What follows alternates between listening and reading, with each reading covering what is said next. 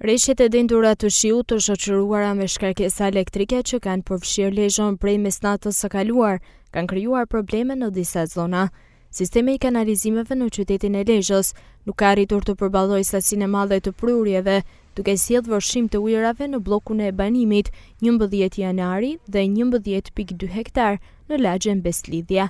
Niveli i ujit arriti deri në 40 cm, duke bllokuar hyrjet e pallateve dhe vështirësuar lëvizjen e këmbësorëve dhe automjeteve.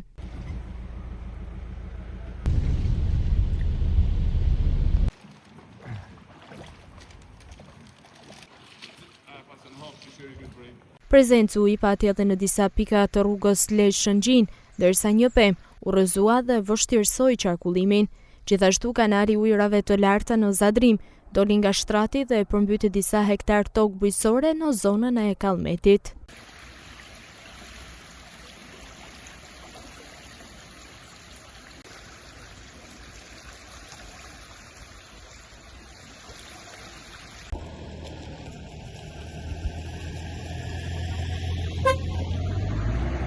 Nga rreshtet e dendura të shiut, probleme raportohen edhe në bashkinë e Kurbinit.